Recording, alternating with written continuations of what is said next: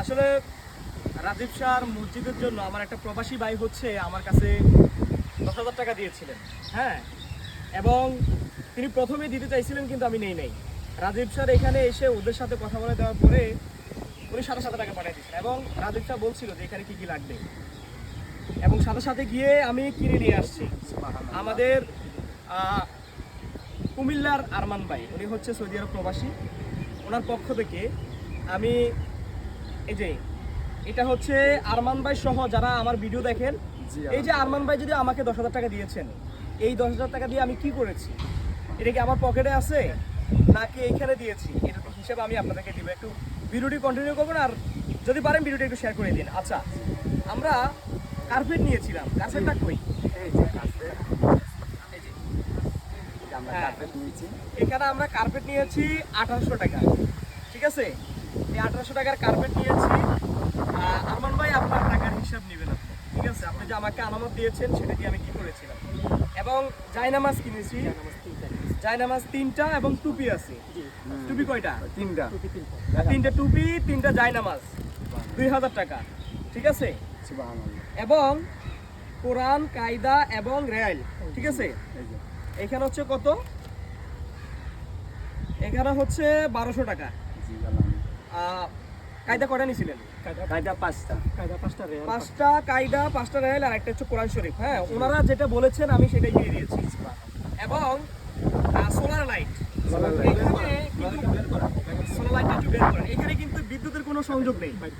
বিদ্যুতের সংযোগ না থাকার কারণে রাতে ওরা অন্ধকার থাকতে পারে এবং একটা মানুষ যদি মাগরিব পড়ে কোনো নামাজ পড়তে আসে, ধরেন এশার নামাজ পড়তে, তখন অন্ধকার আসতে পারে না। এই জন্য হচ্ছে আমরা একটা সোলার লাইটের ব্যবস্থা করেছি, সেটা হচ্ছে 1200 টাকা। এবং তেরপাল, এই যে নিচে তেরপাল দেওয়ার জন্য, এই যে তেরপাল, হ্যাঁ, এখানে তেরপালটা দেওয়ার জন্য আমরা তেরপাল নিয়েছি কয় গজ? 8 গজ, 600 টাকা। টোটাল আমরা 6800 টাকার এখানে যে সামান দরকার ছিল সেগুলো কিনে দিয়েছি। এবং এখানে আমার সাথে জুয়েল ভাই ছিল, ইতিমধ্যে আমরা দেখেছিলেন, জুয়েল ভাই সহ আমরা এগুলো কিনে দিয়েছিলাম। তো জুয়েল ভাইয়ের সাথে আমরা একটা আলাপ করেছিলাম যে আসলে এই যে এখন যাবতীয় যে জিনিসগুলো দরকার, এইটার বাইরে আমরা কোনো কিছু কিনে দিব না, কারণ হচ্ছে এখানে রাখার মতো জায়গা নাই।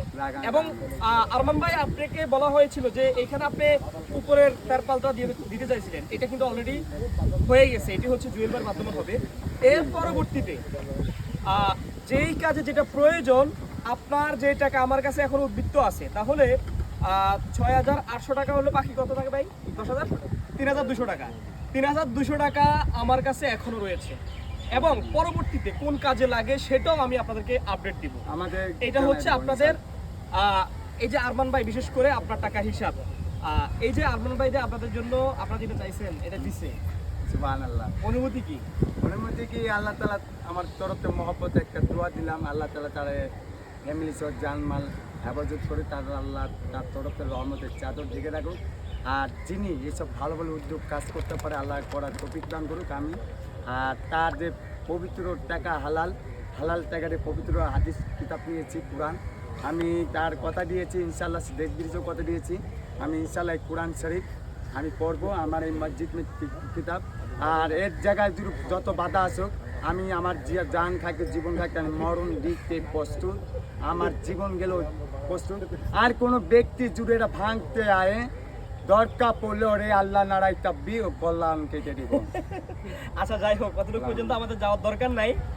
এখানে আসলে এখন খরচভাবে যেভাবে আছে, এটা যদি সরকারিভাবে কোনো অনুমোদন হয়, তখন আমরা বলেছিলাম, আমি পূর্বে বলেছিলাম, যদি অনুমোদন দেয় এখানে মসজিদ হওয়ার জন্য, এর পরবর্তীতে টাকা কিভাবে আসবে, কোথা থেকে আসবে, আপনারা যারা ইতিমধ্যে আরো টাকা দেওয়ার জন্য বলেছেন, এখন বর্তমানে কোনো টাকা দেওয়ার প্রয়োজন নেই।